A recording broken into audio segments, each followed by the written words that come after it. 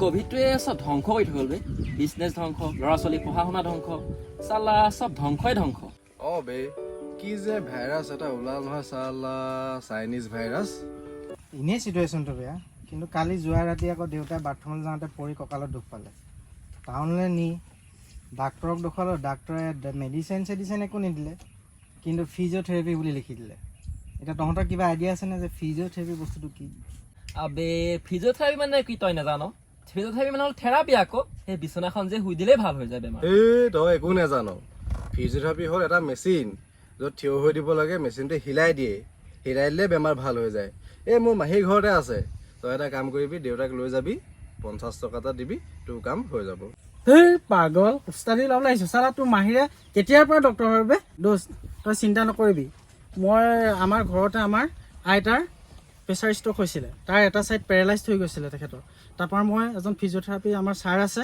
তেখেতক মতাই আনিলোঁ তেখেতে ফিজিঅ'থেৰাপি 2 মাহ কৰাৰ পিছত আমাৰ আইতা এতিয়া সম্পূৰ্ণ সুস্থ হৈ গ'ল গতিকে তই চিন্তা কৰিব নালাগে ইহঁতকেইটা কথা একেবাৰে নুশুনিবি ইহঁতি একো নাজানে চালা ফিজিঅ'থেৰাপি মানে কি গতিকে তই মোৰ লগত ওলাবি মই ছাৰৰ ওচৰলৈ লৈ যাম ফিজিঅ'থেৰাপি ডক্টৰজনৰ ওচৰলৈ লৈ যাম তেখেতৰ লগত চিনাকি কৰাই দিম আৰু ফিজিঅ'থেৰাপি মানে কি গোটেই বিষয়টো লৈ আমি ভালকৈ সুধি তাত ছাৰৰ ওচৰত চব জানি ল'ম হয় নে দেৰি কৰি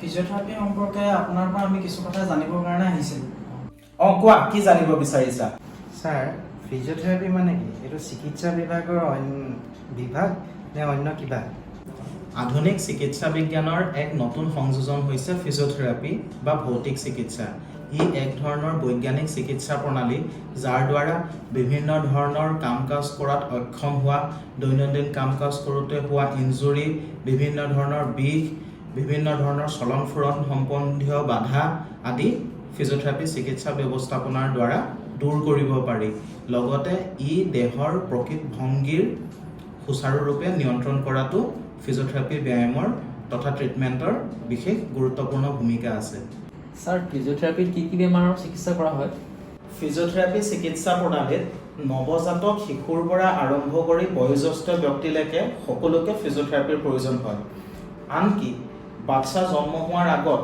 যেতিয়া মাকৰ পেটত থাকে তেতিয়াৰো মাককো কিছুমান ফিজিঅ'থেৰাপি এক্সাৰচাইজৰ প্ৰয়োজন হয় তাৰ উপৰি আমি বিভিন্ন ধৰণৰ অৰ্থপেডিক্স কণ্ডিশ্যন হওক নিউৰলজি কণ্ডিশ্যন হওক কাৰ্ডিঅ'লজি কণ্ডিশ্যন হওক বা এনেকুৱা কণ্ডিশ্যনবিলাকতো ফিজিঅ'থেৰাপিৰ যথেষ্ট প্ৰয়োজনীয়তা আছে ছাৰ ফিজিঅ'থেৰাপি মানে কাৰেণ্ট কিবা এটা মেচিন নেকি ফিজিঅ'থেৰাপি মানে কেৱল মাত্ৰ এটা মেচিন নহয় ফিজিঅ'থেৰাপিত বহুত ধৰণৰ ইকুইপমেণ্ট আছে আৰু ৰোগীজনৰ কি বেমাৰ হৈছে কি কণ্ডিশ্যন লৈ আমি বেলেগ বেলেগ ধৰণৰ মেচিন ব্যৱহাৰ কৰোঁ তাৰ উপৰি কি হয় অকল মেচিন ব্যৱহাৰ কৰিলে নহ'ব আমি তেওঁক লগতে ব্যায়ামতো মন দিব লাগিব এক্সাৰচাইজ আৰু ইলেক্ট্ৰথেৰাপি দুইটা মিলাইহে এজন ৰোগী সম্পূৰ্ণ ধৰণে সুস্থ হৈ উঠে ছাৰ ফিজিঅ'থেৰাপি মানে মালিচ নেকি এইটো এটা সম্পূৰ্ণ ভুল ধাৰণা ফিজিঅ'থেৰাপি মানে মালিচ নহয় বৰঞ্চ আমি কিছুমান কণ্ডিশ্যনতো মালিচ কৰিবলৈ মানাহে কৰোঁ যেনেকৈ কাৰোবাৰ ষ্ট্ৰ'ক হৈ পেৰালাইচিছ হৈছে কাৰোবাৰ ফ্ৰেকচাৰ হৈ উখহি আছে এইবিলাক কণ্ডিশ্যনত কেতিয়াও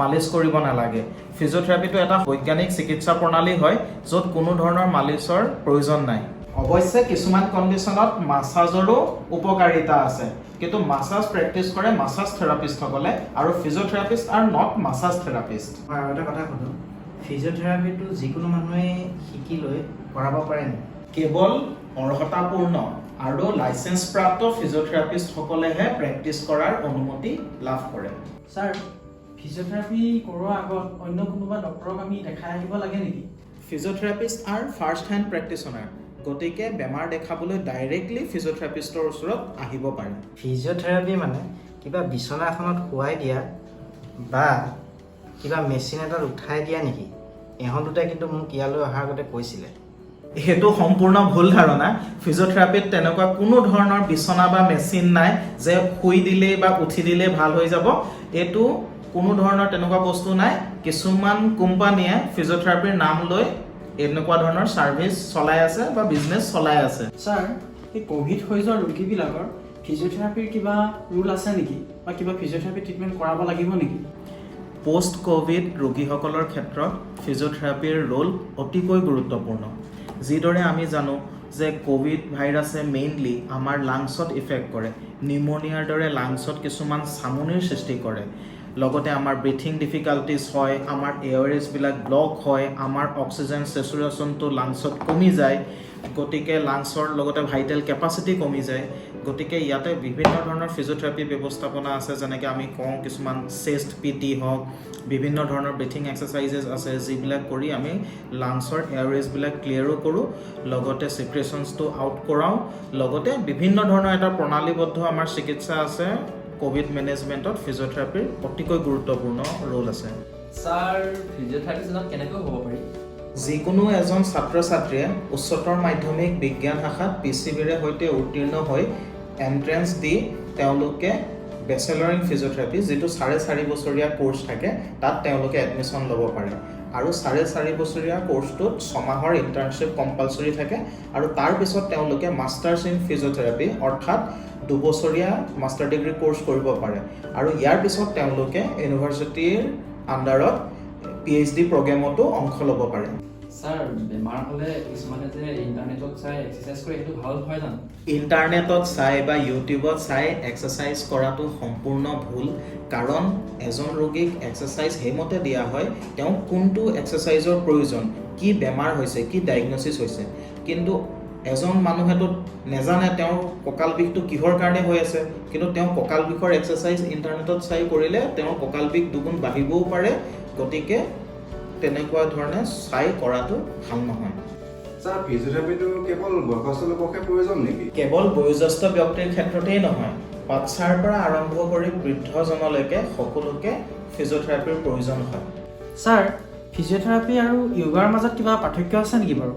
এজন মানুহ নিৰোগী হৈ থাকিবলৈ বা সুস্থ সবল হৈ থাকিবৰ বাবে এক্সাৰচাইজ আৰু য়োগা দুয়োটাৰে প্ৰয়োজন। ফিজিঅ'থেৰাপিৰো প্ৰয়োজন আছে, য়োগাৰো প্ৰয়োজন আছে।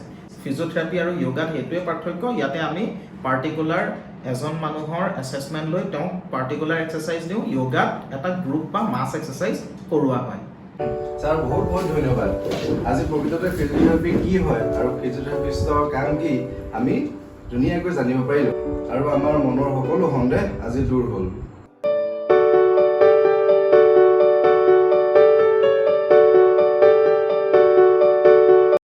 Physiotherapy adds years to life. Physiotherapists are your companion. Physiotherapy brings motion to life. Physiotherapists know all the right moves.